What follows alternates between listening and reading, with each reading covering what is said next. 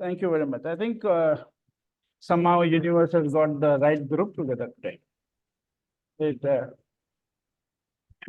okay, so let me say a couple of things.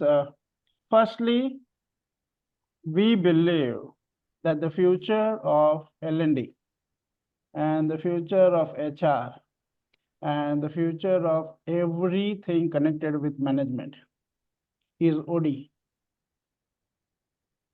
And I think, was it Rahul who said that OD should have been taught first? I think that is so true. And we believe that actually a lot of professionals not being trained in OD leads to disasters for people and organizations. And why am I saying that? So if you follow MIT, one of the things that they always build everything on is a foundation of systems thinking. Now, when you don't learn systems thinking, then what you are really doing is symptom thinking. Okay, there's only two ways to look at it. You're doing symptom thinking or you're doing systems thinking, right? And when you're doing symptom thinking, what you have is illness everywhere. Like if you see right now in most of the country, I don't know, but a couple of states that I know of, there is this whole cold, cough, viral, and so many related issues going on. Now, if you look at one way to look at is a symptom. Oh, I got cough and cold, and I get treatment for that. That's one. But when you start looking at a system level, and you imagine you are the health minister of the country or the state, then you have to start thinking. Every year, millions of people are going to go through this whole hell. What is the whole issue here? You have to think differently. And the beginning of any real contribution is when you begin to think differently. And when we train people, what first promise we take from them is that we will not treat symptoms. So if you want to be an OD, let's assume all of you are OD professionals, okay? So, and let's start with, this is my invitation, it's not compulsion, of course, but how about you making a promise? Like put your hand on your heart and make a promise. I won't treat symptoms. Okay, now let's look, yeah, and let's look at what are the symptoms that you treat. So whether you're looking at within the company, inside, like employee engagement, attrition, the overall management relationship, the silos, these are all symptoms that you see. Outside, you see symptoms like your products are outdated, or you are getting beaten in the market, or there is a problem with the sales or the revenue or the cash collection, or the whole world of it. Everything is a symptom.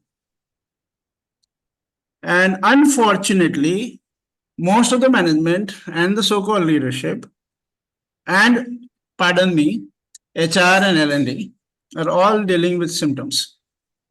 We have become super specialists, PhDs and super PhDs, and we are running billion-dollar industries on dealing with symptoms. Symptoms is a very big industry.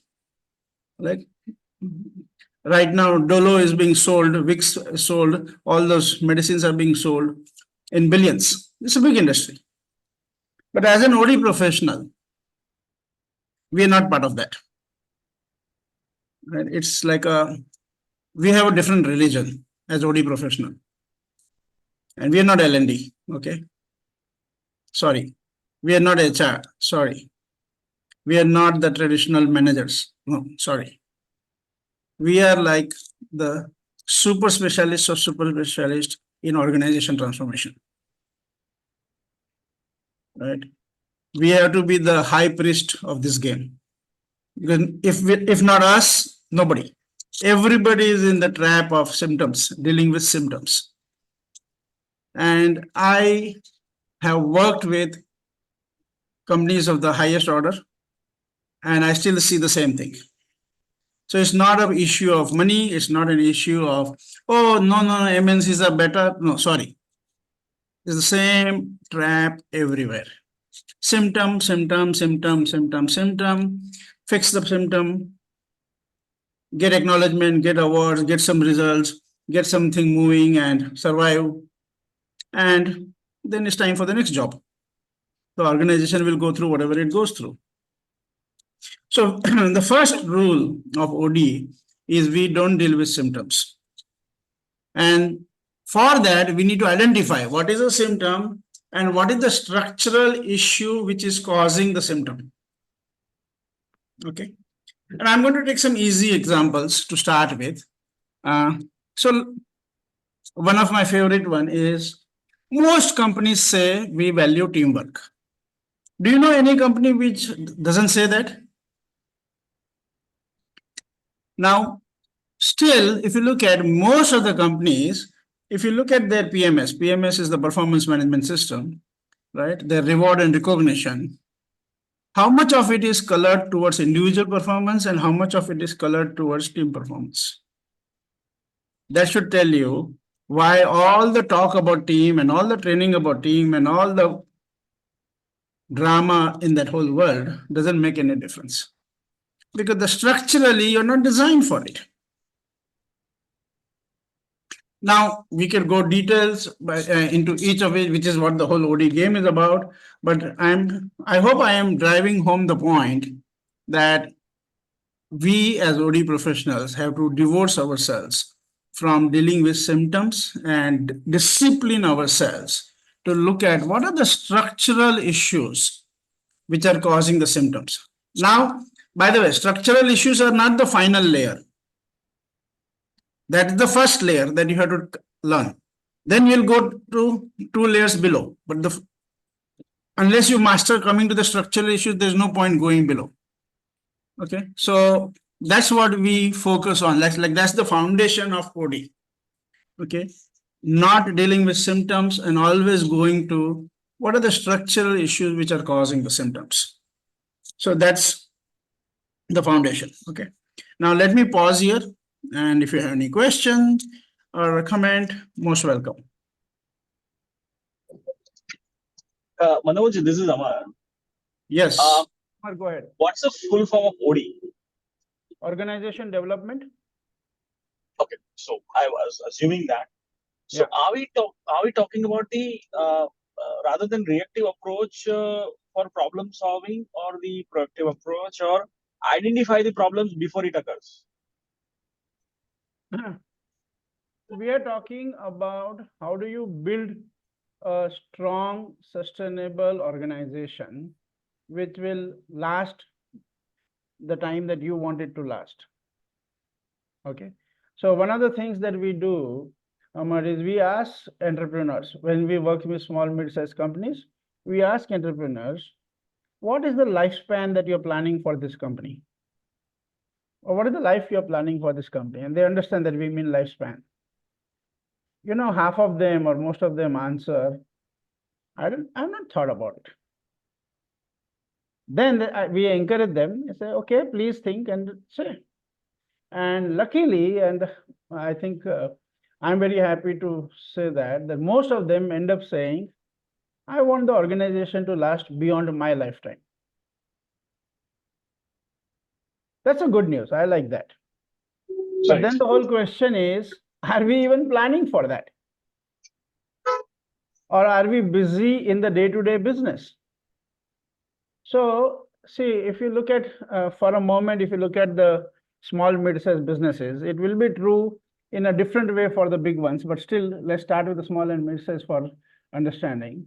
There are 3 things which occupy your time if you are the promoter or senior leadership team. First is your day-to-day business. See, the day-to-day transactions, the day-to-day firefighting and everything is so seducing that if you have 48 hours in a day, that will be not enough. Okay, so that's what consumes most of the time and energy and attention. The second thing is the business model.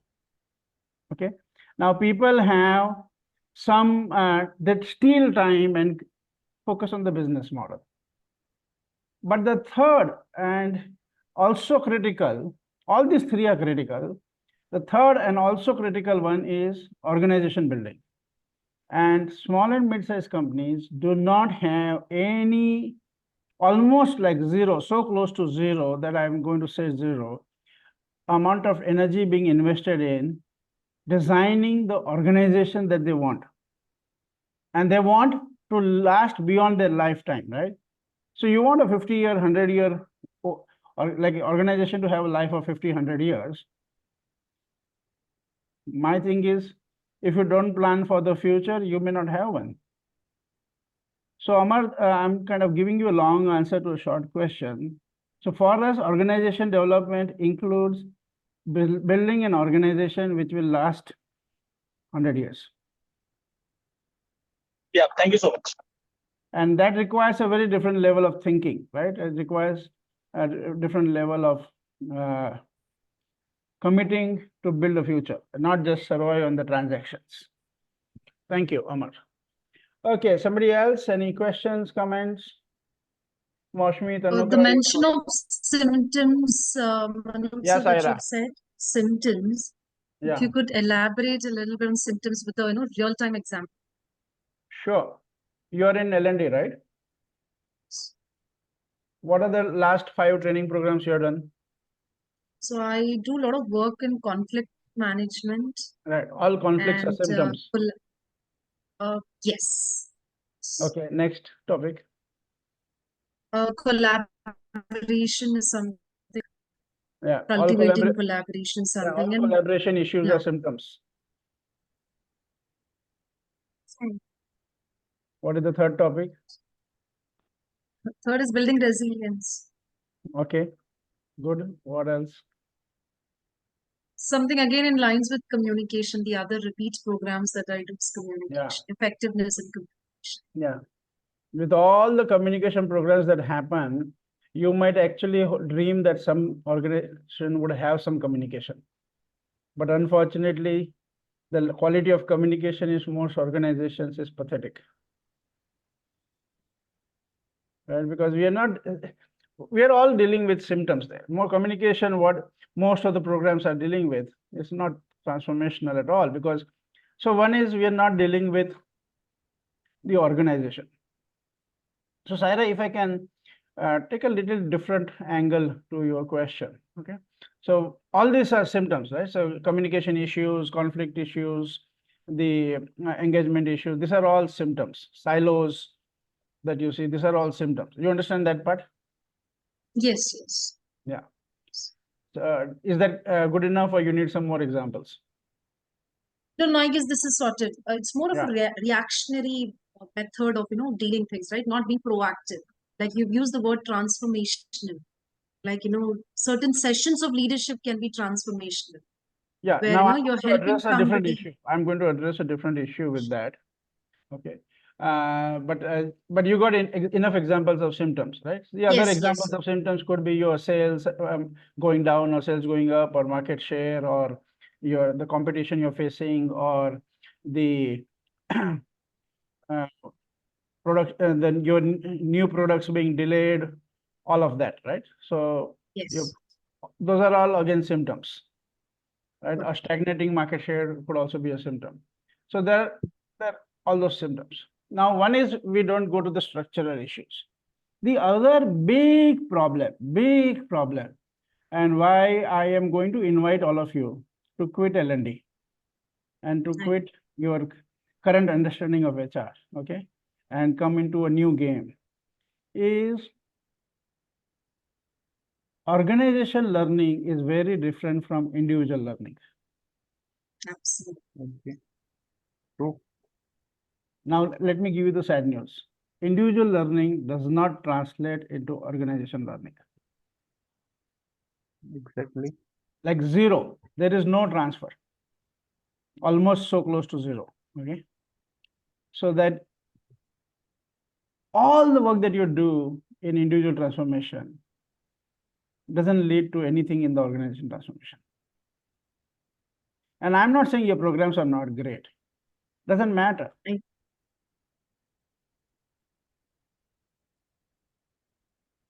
It's organization learning is a very different animal.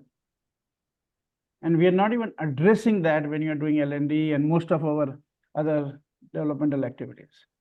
So we are, in a way, saying barking under the wrong tree. So Hiren is my partner and he also runs a training company, and I keep pulling his leg every day. Have you quit the industry or not? Right? So we were working on a vision statement for his organization, and I said, how about end of L&D? Because unless we end what is not working, you're not going to really build what is required to build. Right? And I'm not fighting the industry per se, but I'm for all the people who are really interested to make a difference. You want that all the efforts that you spend in your life actually should move a needle, then I'm inviting quit L&D, join OD. Because, and I've seen the best training programs in the world, okay? And I'm sure all of you have seen. And how much of it is actually transforming the organization is a very different game. So two things that I am highlighting today, as of now. First is symptom versus systems. Second is individual transformation versus organization transformation. Right? These are two foundation stones we have put in today, as of now, right? In the first 30 minutes. Okay, now we'll go further, but if you still have any question or comment, most welcome. Sure. This is Yeah, enough. hi, this is- Great. Yeah, Shall I Bhupesh. say something? Yeah, please. You know, as per my knowledge or my experience, whenever we think, as you said correctly, individual cannot change the organization thinking, prospects, or systems, right? But within India, which I saw from last my 8-10 years, and as compared when I was with the US or UK or in Singapore, so I saw that the people management is the biggest task for the any industry or any organization. And what the people is happening if your leader is visionary, he put some time at least to understand the thing, to understand the people, to understand the process, and try to develop them. But lots of time, lots of people, or lots of industry, they have only some, one separate, or they don't want to curve with the system. Very straightforward funda is that they wish to go as per the system like the robot. They don't want to try, understand space, practical, nothing. They don't want to do that, right? So whenever the person who is responsible that for the organization, yes, OD is playing a very important and crucial role, but only the thing is that that person, what's his visionary, or is that he is a visionary, it depends on that. Okay. Because finally Yeah, that yeah. OD games is playing with the higher management. I agree. I tend to agree with what you're saying. The way I would put it is, you can implement organization development initiative when you have the leader who is Willing to learn and has a certain level of consciousness. Correct, I agree. right. So they may not have the biggest vision, but they are willing to learn, and they Exactly. are willing to play the game with you, right? And Exactly, because that need a team player also. He's ready to move from their from move outside of cabin, mix with the culture, try and learn the culture of the every stage of the people. yeah, how and all that we will not get into it immediately right now. But the whole point is, yes, you need partnership with the leadership team to be able to bring any transformation, right? And if a CEO tells us, hey, please go and transform our team, we say, sorry, not possible. That's not our business. Organization transformation, whether it's the CEO or whether it's a unit head, depending on if it's a large organization, you may not be working with the CEO, you might be working with a unit head, doesn't matter. Correct. With whatever that circle that you're trying to influence, you got to have the leadership team of that circle that fully in partnership with you. Otherwise, it's not going to happen. Exactly. So that is critical. And yeah, great. Thanks, Bhupesh. Okay, so let's move on and let's just also address what are a couple of things included in Nodi. And I'm going to take help of some slides. So firstly, I want to share with you our purpose. So that will also give you a context of how we think, where we think from. I hope you can see the slide. Okay, cool. So these are the three elements of our purpose. First is create future-ready organizations. Second is create organizations where people bring their head, heart, and soul. Third, each organization being a positive contribution on the planet. And I'm going to say a little bit more about them. So when we are saying create future-ready organizations, what do we really mean?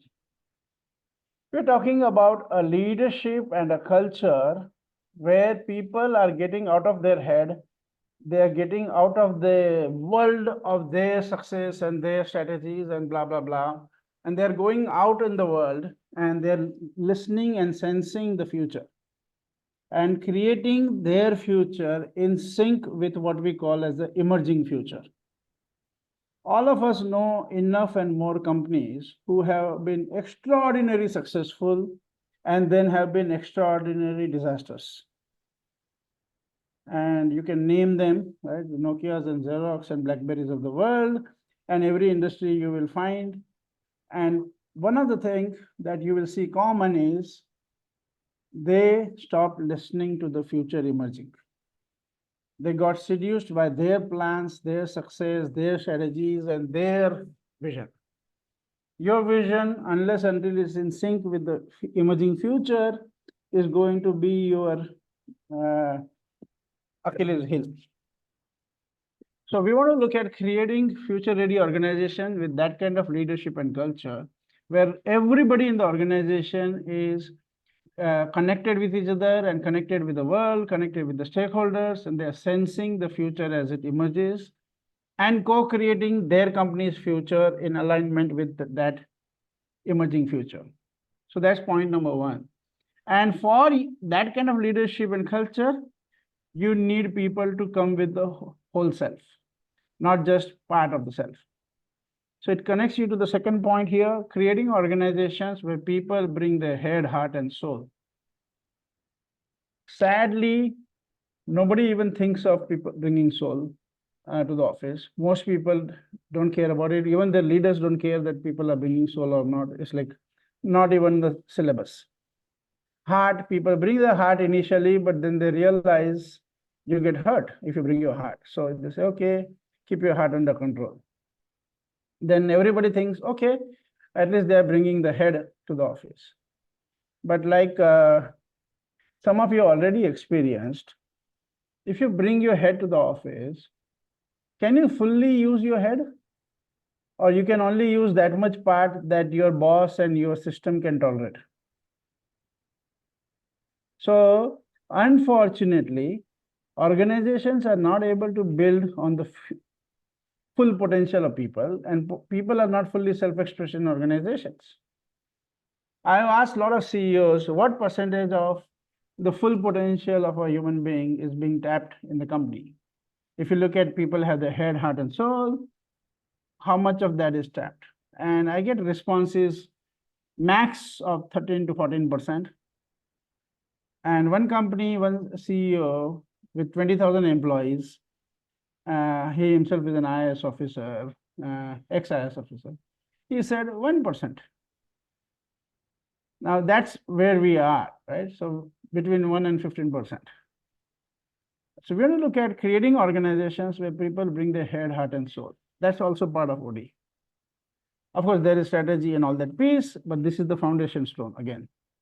And lastly, each organization being a positive contribution on the planet. We don't want to work with organizations who are not going to be a positive contribution on the planet. Okay, so that's, and we want to support organizations to be a bigger and bigger positive contribution on the planet. So that's our purpose. That's who we That's what drives us. Right. So this OD program that we're talking about, the 6-month program, is designed for entrepreneurs, trainers and coaches, HR and L&D professionals and consultants. The 1-year program is designed for entrepreneurs and mid-sized companies, so the leadership team. Okay, and this is what we expect people to get out of being in the course, is learning leading edge methodologies for leadership, change management, culture transformation, strategy, and execution.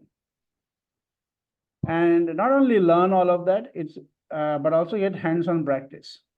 So that is the critical part. And then when you do that, you can add new offerings to your portfolio, whether you are currently working as a consultant or a trainer or an HR or L&D professional, you add to your portfolio of work that you do. Plus, you transform the impact of it. And at the same time, in this 6 months, you learn how to build your own practice with velocity. But the program is not 6 months. The 6 months is you are kind of entering the community. Once you're in the community, you have a pass for lifetime. You can become part of this OD community that we are building for the rest of your life. And the whole ecosystem that we are building.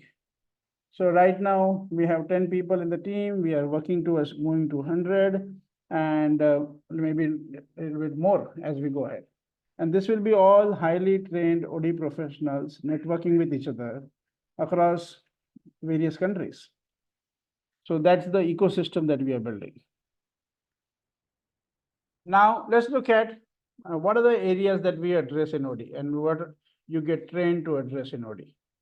So first and foremost is leadership and culture transformation. That's the foundation, okay, on which you build organization development. Then we have to train people. So we use Theory U by Dr. Otto Scharmer of MIT, which we believe is the #1 leadership and change management conversation. We're going to talk about how and where it is used globally and all that stuff. But that's what we leverage to build leadership and culture transformation. Then we work on strategic thinking and training people in what is strategy, what is not, and then how do you actually do strategic thinking. To then creating strategy for the organization, competitive strategy for the organization. And then after you create the strategy, then how do you put it in a way that you can execute it? So map the strategy and then create the whole mechanism for executing it. And then how do you actually manage the execution of it? So that is, if you see the first two things, leadership and culture transformation, strategy and execution, this is again, from the operational perspective, this is the foundation. Now, when you're doing execution, then you're building the company, then you realize the other element that you have to deal with is talent. We say 50% of all organization problems start with wrong people in the wrong roles. And in the last 10 years, nobody has objected to this. Okay. So then what do we do? So we actually help companies design what we call as a role-based competency framework. And all of you will get trained in designing a role-based competency framework. Not buying out ready-made competency frameworks from consultants, but actually designing one. And not just behavioral competencies, but a complete set of technical competencies, behavioral competencies, operational competencies, visualization competencies, and management and leadership competencies. Competency framework is not an HR business. It's every leader, every employee of the company needs to get involved in that. So we create the competency framework in collaboration with all the business leaders and their key team members. And then we use that as the foundation for all talent decisions. So whether it is evaluation of the current employees, the learning and development plans, the assessment for the new employees, the whole recruitment process, your career planning, succession planning, job rotation, everything, your performance evaluation, everything can become on the foundation of a rigorous RCF, role-based competency framework. So that's what we do when we train in the talent and performance management. The other part of performance management is it comes from your strategy. So how does the strategy execution connect to each department, connect to each individual? So these are the elements that we deal with in talent and performance management. With sales management, we have a sales management methodology. Plus, for the sales training, we use a consultative selling methodology in the one of the top 3 in the world. Service excellence, we use a method called ServQual, which is a short form service quality. You can look at it, SERVQUAL. So it's a ServQual model that we use. And we have a collaboration with a company in Japan called Beacon. It's a 60-year-old consulting firm, globally established. So we use their innovative thinking system to create innovation environment, innovation culture, to transform everything from creating new business ideas to transforming the sales, marketing, processes, everything. So it's a whole set of methodologies for creating innovation culture and actually running innovation projects. So these are some of the elements that are part of OD and that we work when we work with companies. That's what we do. And as along with all that, you learn some of the financial management. Aljor and I, we did this work a couple of years back with a company in Thailand. It was a 60-year-old firm, also another 60, but this was into manufacturing for the construction industry. And the CEO, the MD, was 42 years old in a 60-year-old company. So he was the 3rd generation. So he had to deal with people who had 25 to 30 years of experience in the company. And he himself is just 42, right? But we worked with him and his core team and then the whole organization. We started with Theory U, then we worked with them on strategy, then we worked on all those parameters. And at the end of our journey with them, 1 year after that, they got awarded by their prime minister, that is Thailand prime minister, as the best managed small and medium enterprise. And after that, every year they seem to be getting some of the other awards, and it's like a very satisfying, fulfilling experience. By the way, our first consulting experience was in 1994. Okay, so been in a long journey in different forms. So worked with big groups like Reliance also. And we were the founder consultants for setting up the first ever Delhi public school in Gujarat. Okay, and from that time we have been in this game. So let me pause here again and see if you have any questions or how you're understanding what is inside. And Sarah, I hope this is valuable differently than whatever you learned in the last session. Yes, the last session. Okay, good. Anybody, any questions, comments?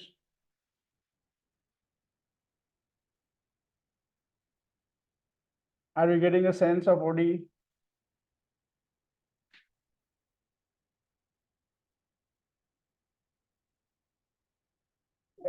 Sirisha, Yes. question for you. Moshmi, Tanuka, any question? All good, yeah, so far. Thank you. Okay. Rahul, anything for you? Does this imply assume some sort of a business transformation roadmap or a digital transformation roadmap? Roughly, I'm just trying to see, are these the elements which are brought in? It's like a roadmap, just like a roadmap, not details, but broad roadmap. Yeah, we are more working on the business transformation, not the digital transformation. Digital transformation will be one of the elements that would happen. And we would have to kind of bring in some other experts for the digital transformation piece, maybe some of our client companies or otherwise. But we are more working on the business transformation, organization transformation, right? Okay. And yeah, if you look at a roadmap, it starts with first addressing, see, one way to look at it is we start something, but it never ends, okay? Like, for example, you start working on leadership and culture. You have to keep working on leadership and culture forever. It's never like, okay, we have done 2 programs and everybody's trained and certified, so now everything is handled. No, no, no, no. That's not even the beginning of the beginning.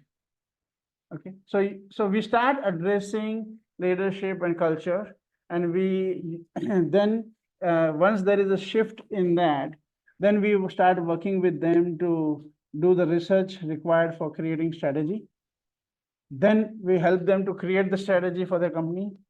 Then we go into the execution. Parallelly, we are continuously working on the leadership and culture. That's like you to assume that's going on parallelly. And then you work on the strategy articulation, then you work on strategy mapping, you work on execution. Once you reach that place, you're working with a balanced scorecard and other tools at that time. And then as a part of that, you transform different departments. So you work with talent, you work with R&D, then you have to start working with transforming each department. Okay, and then see what's required for this department to be the biggest contribution in the company vision. Okay, and as a part of the leadership transformation, we also work with a company to articulate their purpose and their vision. But it is a little long process. It's not like just 2 days and create some stuff from their head. No, we actually don't want their vision to come from their head. We want them to get out of their head. Because if their vision or strategy comes from their head, it's going to be very limited. We want them to go out in the world, see the world newly, connect with the stakeholders newly, and including the employees and the customers, but other stakeholders, see the industry newly, and then look at the vision and the strategy. Otherwise, it's going to be very, very limited, or it's going to be an exercise in English, which we are not interested in. And I have a otherwise, question. yeah, Moushami, go ahead. Yeah, so when we look at OD, we are doing it from an organization point of view. So it's more like a one-size-fits-all approach because you're doing it, which is going to impact everybody. But do you think when you do it from overall perspective, the individual, something very specific for the individual gets that's not been taken care of? We are not in that game. We're not in the game of taking care of individual stuff. But you will be surprised when you start working on organizations, you will actually be able to contribute to the individual much more. For example, if they're able to, we find a lot of leaders are in the wrong roles, and we help them to move to the right roles, and then they are able to flourish. But we are not doing it just because of our love for that individual. We're also doing it because we are committed for the overall success of everybody, the whole organization and everybody. And one of the things that we see is that whole orientation of building the organization and everybody involved in co-creating that organization. That is something that is missing, and that's where we want to focus on. Okay. So, I mean, where you have a lot of frameworks process. So sometimes what happens is the human aspects, this is my little bit of experience. So human aspect sometimes gets unnoticed. Like, there are a lot of differences that comes up. Give me an example. Say, if I just give an example of restructuring. So many a times it so happened that because of restructuring, the designation, the level, the grades got altered. And somebody who was kind of a senior manager, somewhere he got into a manager position. There are a lot of differences. There are a lot of upheavals that was created. So I was just looking from that perspective. That will happen. See, when we work on leadership and culture, one of the things that we work on is breaking from ego to eco. And ego is thinking within the boundary, and eco is thinking from the whole. So eco is, if you look at it in the Indian culture, we say Vasudeva Kutumbakam. The whole world is my family. Right? Now, in organizations, you also see this lot of egos which are in the form of silo thinking. And my department. And we say, if you're married to your department, you're divorced from the company. So we do a lot of violence to people's thinking. One of the things that we really want people to get detached from is their love for their department. Second is the love Thank for the you. labels. Right? Like everybody is a CEO. And we actually help them work and think and operate like that.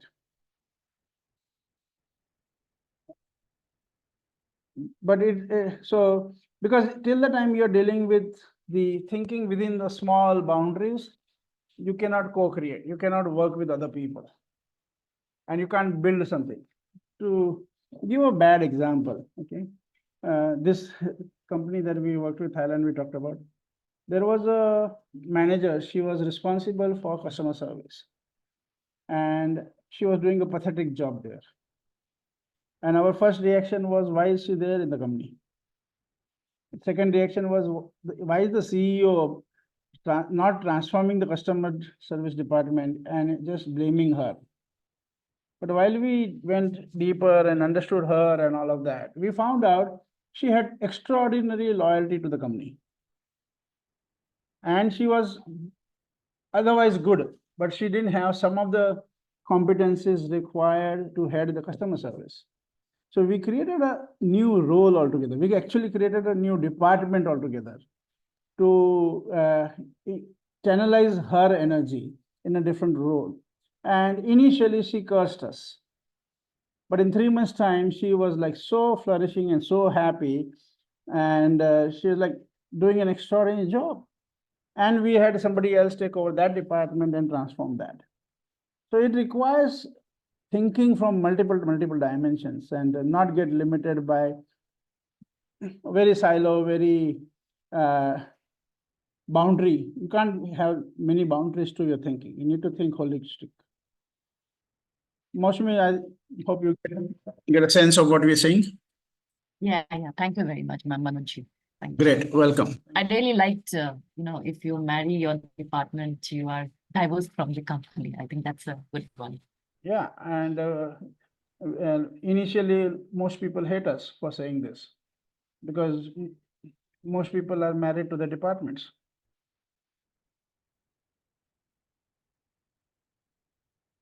You can be only married. You can be only married to one thing, either the department or the company. Choose. The support question is, Yeah. the support question is definitely when I marry to a company, okay, I marry to their vision, mission, okay, where company want to be, where our leadership or CEO want to be, okay, and apart from my loyalty, okay, what skill set I have to transform according to the the dynamic requirements of the market as well as the CEO vision, right? But sometime it happened, the person who was into the customer service, let me get the example of customer service only, was performing, okay, while the few transformation, it could be like service management to customer success, or the person who put down from Ahmedabad to Delhi or Delhi to somewhere, and some of the corporate politics or something, and he's not performing within the same department, same skill sets, same role, okay. So because we are human being, we are emotionally bound, something went wrong, some restructurings, so many reasons, okay. So to identify that part, okay, and how to transform that individual energy toward the OD. Yeah, so that's where the whole work that we do with Theory U for leadership and change management comes into picture. And it's all about deep listening, sensing, collaborating, connecting, and co-creating. And once you master that conversation, you will forget everything that you have ever learned on teamwork and communication. Okay, great. Like I said, you quit L&D.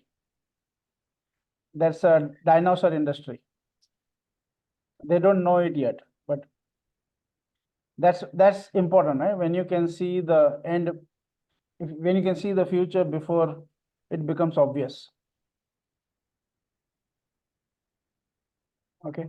Now don't quote me outside. You have to pay to hear this. Okay, great. Thanks, Amar. Sirisha? Question? No? Okay. Bridges, welcome. I don't know how much you missed and how much you could hear, but if you have any questions, comments, that would be most welcome. Saira, Tanuka, anything for you? Hey, Aljur, anything for you? Are you remembering the project that I'm talking about? Yes, yes. No, nothing for me right now. Just enjoying the conversation. Thank you, everybody. Yeah. As I'm speaking, he also knows the names of the people that I'm talking about because he was involved in that project. Okay, yeah. So I'll just give another example. Recently, we were doing some work with theory U and the deeper levels with an education institution, a big company with 35 plus institutions. They have 35 institutions. And so this is the whole leadership team participating in that. And then we were doing this activities on deep listening, sensing, and then getting into the world of the stakeholders and all of that. There are a lot of tools and activities there. So on the second day of a 3-day intervention that we were doing with them, which is a part of the bigger intervention, they said something interesting. They said, we always thought we are the best school in town. But now what we realize is we have no idea of what our stakeholders are expecting from us. And this happened because we got them to do certain exercises, which got them to interact with and get into the world of the stakeholders like the staff, parents, and students. And these managers were sitting and they're talking to students, and I could observe them. And as the students were sharing their expectations from the school, their expectations from the institution, those people were like getting, oh my God, is this what you expect from us? It's like they were like shell-shocked. Because they had no idea of what the stakeholders are expecting from them. And from all the market dynamics, you can say they say they are the best school in town. I would say 50% of the town agrees with them. But still, this is where they are. They have no idea. They're not in the world of the customer. And this is happening with every industry. We were working with a company which was serving the pharma industry. And we were doing a vision mission and other exercise with them. And we were talking to them that each company is just one disruption away from trouble. And this company was in a very good mood because they had great financial years. During COVID, as you know, pharma industry went well. They minted money, most of them. And this industry, since it was serving the pharma industry, they had like a huge boost in their revenue. So they were like very happy, right? And they were doing this workshop to look at the future. And I was telling them, each industry is one disruption away from trouble. And they were like, yes, yes, yes, we understand. Yes, yes. After 1 week, the CEO calls me. He says, we got disrupted. What happened? Our biggest customer has now become our competitor. Now, if you understand, so this is like a 150 crore company, okay? Small company. And the pharma industry and the company that he's talking about, like, that's at least 100 times bigger than them. There is like no way these guys are going to compete with them. Of course, they'll figure out whatever they'll figure out. But the whole point is they got completely disrupted. And the last 6 months, whatever new technologies they were working on, this pharma company hired the manager who was working on that. So their source person is now gone there for all, and who knows all the new things that these people were working on. Now, unless you are actually creating a whole organization which is sensing and connected, very deeply connected, you're just one disruption away from trouble. Doesn't matter how big your company is. And people are not deeply connected to each other, and they're not connected to the stakeholders, they're not connected to the industry. They're in their head. So that's the kind of work that we need to do as OD. Okay, so let me also give you some information about the program I mentioned to you. So we are running 2 programs. One is a 6-month program, and the another is a 1-year program. So we're going to talk more about the 6-month program. So this is starting, the next batch, second batch is starting from September, end of September. 27th is the 27, 28, 29 is the first weekend. So this 6-month is, the structure is like this, 1 weekend per month. Let me see if I have also a slide which captures the structure. Give me a second.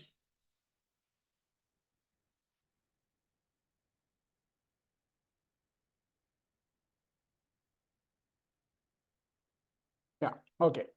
So there will be 6 weekends, 1 weekend per month, and alternate weekends will be in person in Ahmedabad, and the alternate weekends will be online on Zoom. Along with the weekends, very rigorous coaching sessions of 2 hours each. 20 such coaching sessions will happen. Like imagine the kind of conversation we are doing. We are doing hands-on with your company, what you are building as an OD practice. So that's the kind of work that we will be doing. Plus, each of the participants. So if you are participating, each of you will have a coach in the program, and you will be coaching somebody. So you are actually not only learning whatever you're learning in the course, all those elements that we discussed earlier, you are actually helping somebody implement it. So that gives you a first-hand experience of coaching somebody and working with them to implement, working with them to create their own vision. They're creating their own strategy, and then managing the strategy execution, all of that. Right. So that's what would happen. So you will have 6 weekends, 20 group coaching sessions. These are led by us. Then you will have buddy coaching, that is, you will be coaching somebody and somebody will be coaching you. Those are additional work. So this is like a 6-month boot camp. And along with that, you will also get supported in building your practice. Or if you are working in a company, we will help you to create projects within the company where you will practice all of this. So right now, for example, we have somebody from a very big IT consulting industry participating in the current batch. We have somebody from the BFSI industry participating, plus a lot of trainers and consultants. But these 2 people, they are in job and they're still doing it because one is they want to create a future for themselves of being OD practitioner, and they want to use their current company as a learning ground where they will contribute also, and at the same time they'll get a first-hand experience of it. Right. So that is one thing. And then this structure. So this is the basic structure. And the first weekend is 3 days. All other weekends are 2 days. And yeah, so that's the whole schedule. And once you complete this course, then you kind of become part of the community, and then you can partner us in various initiatives that we do. We will partner you in various initiatives that you do. Plus, you will network with everybody. You can network with everybody from all the batches, current batches, future batches, past, and you're becoming part of the whole ecosystem. So I think Bhupesh, if, most probably it was you who said you want to be a freelancer. And we strongly recommend against that. And why we don't recommend that is because there are a lot of limitations when you start working as a freelancer. Instead of that, we encourage you. Let me just, yeah, okay. So we encourage people to, instead of thinking like a freelancer, to think of themselves as a company. Also to look at the other models of building platforms, building community, and building ecosystem. So wherever you are, you can be part of a community, part of an ecosystem, and you can be building communities and building ecosystem. Okay. And that is a very different world. See, one of the problems with the gig economy is lot of roles are going to be in the contractual game, right? And a lot of people are also wanting to be consultants and freelancers and all that. But unless you become a part of a community and an ecosystem, you are going to get bashed up from multiple angles, and you're going to miss out many opportunities, right? So right now, for example, we are creating this community. So we have people with background in finance, background in lean management, background in production, and those collaborations are going to help them to take on bigger initiatives, what they would take up otherwise, okay? So we strongly recommend people to develop the thinking, like you're building your company, you're building your platforms, you're building your community, you're building an ecosystem. Both, you're building one and you're also being part of one, or you're building one and also being part of many. Okay, so that is something that we strongly recommend to everybody. And yeah, so, and we offer something, plus at the same time, we train you to create other communities also. Okay, so that is a little bit about the course. And this 3-month program, the 1-year program costs 12 lakh rupees because that's designed for entrepreneurs. The 3-month program costs, the 6-month program costs 3 lakh rupees. But for people, right now we are running a promo, so this is going to cost 2 lakh rupees. Okay, and over and above that, we have a special incentive for people to act. So people who register today by paying a minimum of 25,000 plus tax, we will be taking care of their accommodation in the 3 weekends. So in a way, we are paying you back more than that just by you registering today. Okay, so that is only available for people who register tonight. So the total tuition will be 2 lakhs plus tax, and the minimum registration amount is 25,000 plus tax. That comes to 29,500. You can pay by cash, credit card or bank transfer, GPay, or there are multiple methods, and we can help you with that. Okay, and we can work out the balance payments. So if you are interested, we will have a separate conversation about that. Okay, before we go ahead, Kiran, can you put in your contact details also in the WhatsApp group? In the chat here, and I'll also put my numbers. Please make a note of it if you want. You can, and then we'll take questions. Okay, questions about OD, questions about the program.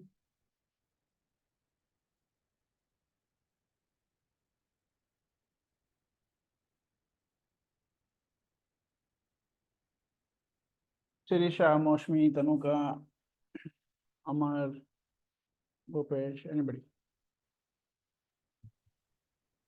So Manoj, one question from my side, Please. that we are in these sessions, we're gonna take the real dynamic business examples or the use cases. Okay, just to understand from your side, okay, that the strategy what we use during the peak performance, like the example what you gave of that pharma wasn't picked during the COVID. Okay, but we are getting heard that the recession is about to knock the door. It is already started somewhere in US or the other developing market. So Right. the kind of different strategy during this economic turbulence. So how it differ during the normal or peak performance time, or how it how to design during the challenging time, okay, or market sinking time. Right. So good question. Thanks for asking this. It gives us an opportunity to address something fundamental. See, let me say it this way. Strategy is the most misunderstood and misused word in English. 90% of people who use the word strategy have no idea of what they're talking about. Like, no idea. It's just like you add weightage to whatever nonsense you are speaking by calling it strategy. Right? So the first thing about strategy, there are a couple of rules about strategy. First rule about strategies is long term. If it is not long-term, then you're not talking strategy. I think that will answer half of your question. Right. Second thing is, it's given that it's long-term, and we're talking about is like, say, changing strategy, I would say is like changing your religion. You don't do it very often, right? How many times in your life have you changed your religion? No, very rarely people will do it, right? So strategy has to be thought like that, and that long term, right? Whatever else you are doing, you are not thinking strategy, you're doing something else. Okay, that's not strategy. If it is not that long term, then it's not strategy. So we connect with Michael Porter's way of defining strategy and competitive strategy. And then we are looking at, so first is long term, second is competitive, and to build the strategy, to be execute it and create it as your strength, itself takes years and years and years and years. So if you're saying, oh, there is some recession happening, what am I supposed to do? You're not in the world of strategy. You're not even playing that game. You're some other game. Okay. So that's how I would look at this. Okay. So first thing is long term. Second is competitive strategy. And it's a set of choices that you make. Like you choose a religion, then there are certain choices, interconnected choices that you make. And these are very deep, long-lasting conversations. Okay. So welcome to a new world of strategy. Thank you, Manoj. Welcome. Thanks. Okay. Anybody else? Anything? Brijesh? Remember, I said what I said in the starting is the more you interact, the more questions you ask, more you engage, we can create more value for you, right?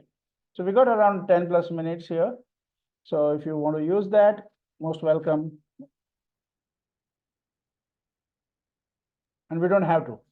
We can always we can always wrap up a little early. Yeah, Tanuka, go ahead. Yeah, sorry. Yeah. So no questions, but tons of notes, and everything made a lot of sense, right from system level to symptom level. Of course, it's like if we take care of good lifestyle, wellness, then of course we don't need doctors. So but also you have to look at it as the health minister of the country. correct. Exactly. Not individual. So not just individual, you have because to. we're talking OD, right? We're talking OD, we are not talking individual. Transformation. Yeah. Yeah, at a system ecosystem level. Yes. So yeah, so a lot of those in fact, I'll just read out the notes that Please. Individual learning does not lead to organization development. Moving from ego to eco, everybody is a CEO. People need to think like that and come together to co-create. And if one is married to department, then they are divorced to the company. One cannot be married to both. So I think those are very, very powerful way of looking at things. Of course, at a leadership level, of course, you do tend to think, of course, that's your role, but you also look at things from 50,000 feet. But, having this clarity all the time while making decision that am I thinking of individual or am I thinking at system level? I think there were a lot of takeaways for me from this session. So I just wanted to call that out. Fantastic. Thank you very much, Tanuka, for making all the notes, and especially thanks for sharing them with us. Thank you. Thank you. So one of the things I said about theory U and how it is being used. So let me just share that slide. So this is being used by all the top companies like Google and Alibaba and McKinsey, and you can see this. And most of these companies are not only using it for their own transformation, they are so inspired by it that many of them are creating foundations, creating kind of initiatives to spread it in their whole industry. Like, for example, Eileen Fisher is in the fashion industry, and they realize that the mess that the textile fashion industry creates on the planet, it's a big mess, and if they transform, that's not enough. They need to transform the whole industry. So people are becoming part of transforming the whole industry. one other thing that we address, theory U addresses, is the three divides: the ecological divide, the social divide, and the spiritual divide. The ecological divide is, as human beings, we are disconnected from nature. The social divide is, as human beings, we are disconnected from other human beings. Right? I think both these things don't need much proof. Humanity is disconnected from nature is very well understood. We are also disconnected from each other. We can see it in so many ways, right? So actually, human beings have been quite innovative in creating walls and barriers with other human beings. So it starts with caste, creed, religion, geography, gender, you name it, education, financial, language, hierarchy. There are so many ways we have created walls and barriers with each other. It's almost like we are a planet of 8 billion lonely people. Right? And there are many ways to look at it, wars and otherwise. But one of the ways to look at it, and since Otto Sharma comes from the economic background, economics, so one of the ways to look at it is from wealth. So less than 1% of the population, I think around 50 or 60 people, have more wealth than bottom 50% of the planet. That's one way to look at the disconnect, the divide between people. And you can see it in many other ways. So there's the ecological divide, there's the social divide, and then there is the spiritual divide. The spiritual divide is we are disconnected from ourselves or from our highest future possibility. And if you look at it, again shows up in many ways. Once you are not connected with yourself, you kind of live with a lot of anxiety and stress and everything. It shows up, as you know, in many forms, the relationship breakdowns, the hollowness, the stress, the anxiety, and everything. One sad statistic is more people kill themselves than are being killed by others. And if you look at all the violence on the planet and wars and everything, and then when you look at it, and natural calamities also put together, then you look at it, oh, in spite of all that, more people are killing themselves than are being killed by others. And the number is roughly 8 lakh people every year. So we are living in a world of this ecological divide where we are using 1.8 times the regenerative capacity of planet Earth. We are living on a world where 1% owns more than 50% of the wealth of the world, and more people are killing themselves than are being killed by others. And all of this in different forms is showing up in our companies, in our industries, in our organization. And one of the things that we want to do with Theory U and culture and transformation is to address this, how it shows up and how we can contribute in healing these three divides. So just to add to that conversation. Thanks, Tanuka, for bringing that up. And And this theory this is the first time I'm hearing, and it makes so much sense when you really look at it from those three divides point of view. And the statistics that you shared for each of those. So I'll read more about that. So thanks for sharing. Perfect. Great. Hey, Prantik, welcome. We are in the last 5-10 minutes of the session, but we should connect again separately. Sure. Great. And so we are going to wrap up. Everybody, thank you very much for participating in the session today. And we would love for you to join in the 6-month OD program. And for anything you need for the program or otherwise, please be in touch. We have shared our contact details. Hiren, did you share your number also? Okay, great. Thank you. Yes, ma'am. Yeah. And if you want to also do something in Philippines and Thailand, you can get in touch. We'll connect you to Aljor also. Okay, everybody, thank you very much. We really appreciate your participation, and it was great to have all of you with a certain kind of like-mindedness in this conversation. It allowed us to go a little deeper in the conversation. So thank you very much for that, everybody. Take care. Thank you so much, Manoj. Thank you all. Thanks a lot. Thank you. Thank you. Thank you, Bye-bye. everyone. Thanks a lot, Manoj. Welcome. Thank you and good night, everyone.